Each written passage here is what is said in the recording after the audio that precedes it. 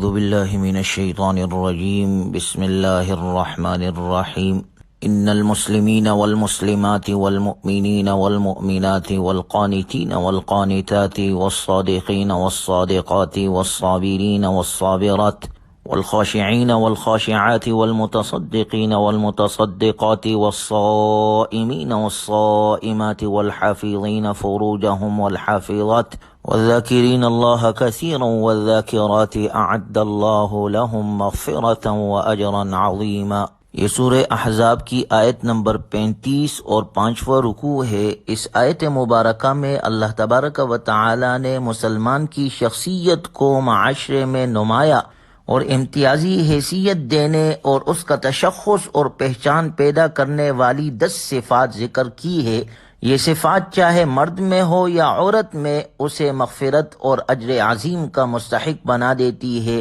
Number 1 اسلام، number 2 ایمان، number 3 دائمی اطاعت، نمبر 4 سچ اور نمبر 5 صبر، نمبر 6 خشوع، نمبر 7 صدقہ، نمبر 8 روزے اور نمبر 9 شرمگاہ کی حفاظت کرنا اور نمبر 10 ذاکرین اللہ کثیرا والذاکرات کثرت سے اللہ کا ذکر کرنا ہے۔ جس مسلمان میں یہ 10 صفات پیدا ہو گئی، چاہے وہ مرد ہو یا عورت ہو، اللہ اس کی مغفرت کرے گا اور اسے اجر عظیم عطا کرے گا۔ قرآن کریم میں عام طور پر جہاں کہیں بھی ایمان والوں کو حکم دیا گیا یا کوئی خوشخبری سنائی گئی تو عام طور پر مذکر ہی کا صیغہ استعمال ہوا ہے، اگرچہ خواتین بھی اس میں داخل ہے، جیسے کہ دنیاوی قوانین میں بھی صورتحال یہی ہے، لیکن بعض صحابیات کے دل میں یہ خواہش پیدا ہوئی کہ اللہ تعالی خاص مؤنث کے صیغے کے ساتھ بھی خواتین کے بارے میں کوئی خوشخبری دے، تو اس موقع پر یہ آیت مبارکہ نازل کی گئی، جس میں مسلمان مردوں کا الگ ذکر اور عورتوں کا الگ مخاطب کر کے ذکر کیا گیا، اور ساتھ ہی ان 10 صفات کا ذکر کیا گیا کہ جس میں یہ پائی جائے اللہ تبارک و تعالی اس کی مغفرت کرے گا، چاہے وہ مرد ہو یا عورت ہو۔ اگلی آیت میں ایک خاص مشہور واقعے کی طرف اشارہ ہے، وَمَا كَانَ لِمُؤْمِنٍ وَلَا مُؤْمِنَةٍ إِذَا قَضَى اللَّهُ وَرَسُولُهُ أَمْرًا أَن يَكُونَ لَهُمُ الْخِيَرَةُ مِنْ أَمْرِهِمْ،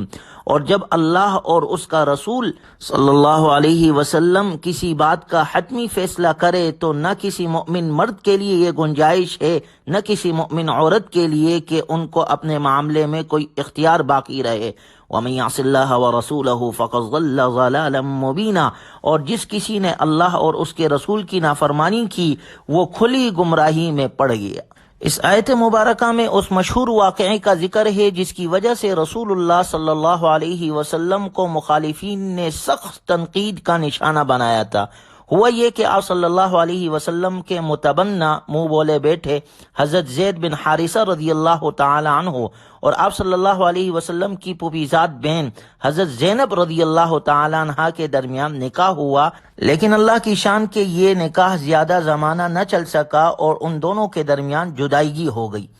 اس کے بعد اللہ تعالیٰ کے حکم سے خود آپ صلی اللہ علیہ وسلم نے حضرت زینب رضی اللہ تعالی عنہ سے نکاح کر لیا۔ اس پر مخالفین نے بڑا شور اٹھایا کہ محمد صلی اللہ علیہ وسلم نے اپنے منہ بولے بیٹے کی بیوی سے شادی کر لی، جبکہ جاہلی تصور میں یہ نکاح حرام تھا۔ اللہ تبارک و تعالی نے مخالفین کے منہ بند کرنے کے لیے قرآن کریم میں اس کا صراحتاً ذکر فرمایا، فَلَمَّا قَضَى زَيْدٌ مِّنْهَا وَطَرًا زَوَّجْنَاكَهَا لِكَيْ لَا يَكُونَ عَلَى الْمُؤْمِنِينَ حَرَجٌ فِي أَزْوَاجِ أَدْعِيَائِهِمْ إِذَا قَضَوْا مِنْهُنَّ وَطَرًا۔ پھر جب حضرت زید رضی اللہ عنہ نے اپنی بیوی سے تعلق ختم کر لیا تو ہم نے اس سے تمہارا نکاح کرا دیا، یعنی آپ علیہ الصلاۃ والسلام کا نکاح حضرت زینب سے کر دیا، تاکہ مسلمانوں کے لیے اپنے منہ بولے بیٹوں کی بیویوں سے نکاح کرنے میں اس وقت کوئی تنگی نہ رہے جب انہوں نے اپنے بیویوں سے تعلق ختم کر لیا ہو۔ وَكَانَ أَمْرُ اللَّهِ مَفْعُولًا،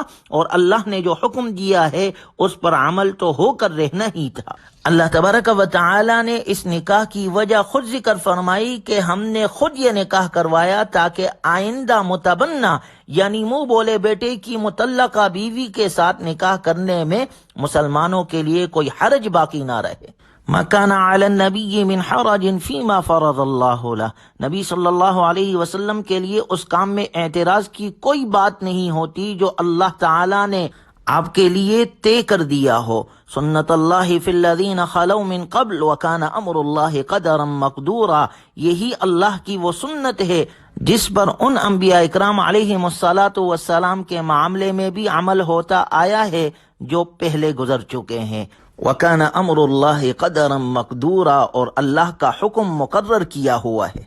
ما كان محمد ابا احد من رجالكم ولكن رسول اللہ وخاتم النبیین۔ اللہ تبارک و تعالی کا ارشاد ہے، مسلمانوں، محمد صلی اللہ علیہ وسلم تم مردوں میں سے کسی کے باپ نہیں ہے، لیکن وہ اللہ کے رسول ہے اور تمام نبیوں میں سب سے آخری نبی ہے، خاتم النبیین ہے، آپ کے بعد کوئی نبی نہیں آئے گا۔ یہ ہمارا عقیدہ اور ایمان ہے کہ قیامت تک آپ علیہ الصلاۃ والسلام کے بعد کوئی نبی نہیں آئے گا، اور جو نبوت کا دعویٰ کرے آپ کے بعد یا کسی کے نبی ہونے کو تسلیم کرے آپ علیہ الصلاۃ والسلام کے بعد، تو وہ دائرہ اسلام سے خارج ہے، جس طرح احمدی یا قادیانی اپنے آپ کو کہلانے والے دائرہ اسلام سے خارج۔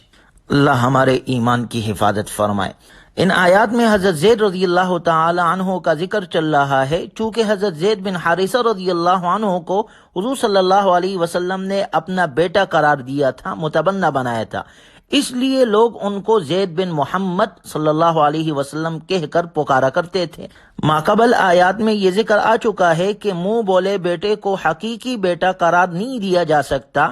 تو حضرت زید رضی اللہ تعالی عنہ کو زید بن محمد صلی اللہ علیہ وسلم کہنے کی بھی ممانعت ہو گئی۔ چنانچہ اس آیت مبارکہ میں یہ فرمایا گیا کہ آپ صلی اللہ علیہ وسلم کسی مرد کے نسبی باپ نہیں ہے، لیکن آپ صلی اللہ علیہ وسلم اللہ تعالیٰ کے رسول ہونے کی وجہ سے پوری امت کے روحانی باپ ہے، اور چونکہ آپ آخری نبی ہے اور قیامت تک کوئی دوسرا نبی آنے والا نہیں ہے، اس لیے جاہلیت کے رسموں کو اپنے عمل سے ختم کرنے کی ذمہ داری آپ صلی اللہ علیہ وسلم ہی پر عائد ہوتی ہے۔ اگلے رکوع میں اللہ تبارک و تعالی کا ارشاد مبارک ہے، یا ایھا الذین آمنوا اذکروا اللہ ذکرا کثیرا وسبحوہ بکرۃ واصیلا، اے ایمان والو، اللہ کا ذکر کرو خوب کثرت کے ساتھ، اور صبح اور شام اس کی تسبیح بیان کرو، وہی ہے جو تم پر رحمت بیچتا ہے اور اس کے فرشتے بھی، تاکہ تمہیں اندھیریوں سے نکال کر نور کی طرف لے آئے،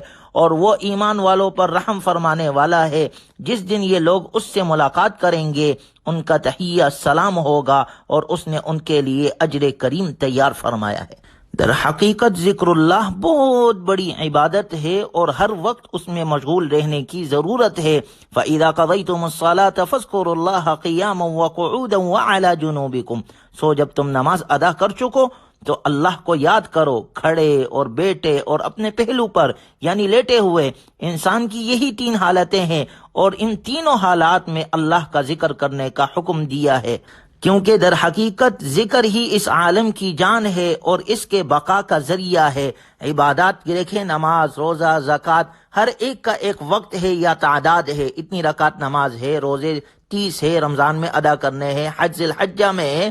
یعنی وقت یا عدد کی تعیین ہے۔ واحد عبادت میں ذکر ایسی عبادت ہے جس کے لیے کوئی وقت، کوئی لمٹ نہیں ہے، جتنا کر سکتے ہو۔ اللہ نے فرمایا اذکروا اللہ ذکرا کثیرا، اللہ کا ذکر کرو کثرت کے ساتھ، اپنے زبان کو اللہ کے ذکر سے تر رکھو۔ اللہ ہمیں ذکر کی حلاوت نصیب فرمائے۔ اللہ نے فرمایا الا بذکر اللہ تطمئن القلوب، خبردار، اللہ کے ذکر سے دلوں کو اطمینان نصیب ہوتا ہے۔ کسی نے کیا خوب کہا ہے، نہ مال سے، نہ دولت سے، نہ گھر آباد کرنے سے، دلوں کو سکون ملتا ہے اللہ کو یاد کرنے سے۔ قرآن کریم میں اللہ کا ارشاد ہے، اقم الصلاۃ لذکری، نماز قائم کر میرے ذکر کے لیے۔ نماز سے پہلے غور کرے، آذان بھی ذکر ہے، اقامت بھی ذکر ہے، آذان کا جواب بھی ذکر ہے، وضو کی دعائیں ہیں وہ ذکر ہے، فرض سے پہلے سنتوں میں، پھر تکبیر تحریمہ میں اللہ کا ذکر، سلام تک نمازی برابر ذکر میں مشغول رہتا ہے۔ اور نماز کے بعد اللہ کا ارشاد ہے فَإِذَا قُضِيَتِ الصَّلَاةُ فَانتَشِرُوا فِي الْأَرْضِ وَابْتَغُوا مِنْ فَضْلِ اللَّهِ وَاذْكُرُوا اللَّهَ كَثِيرًا لَعَلَّكُمْ تُفْلِحُونَ۔ پھر جب نماز پوری کر چکو تو زمین پر چلو پھرو، اللہ کے فضل سے تلاش کرو۔ وَاذْكُرُوا اللَّهَ كَثِيرًا لَعَلَّكُمْ تُفْلِحُونَ، اور اللہ کو بکثرت یاد کرتے رہو تاکہ تم فلاح پاؤ۔ فَاذْكُرُونِي أَذْكُرُكُمْ، اللہ کا ارشاد ہے سو تم مجھے یاد کرو میں تمہیں یاد کروں گا۔ اللہ تعالی ہمیں ذکر کی حلاوت نصیب فرمائے، قرآنی تعلیمات اور جناب رسول اللہ صلی اللہ علیہ وسلم کے سنتوں کے مطابق اللہ ہمیں اپنی بقیہ زندگی گزارنے کی توفیق عطا فرمائے۔ وآخر دعوانا ان الحمد للہ رب العالمین۔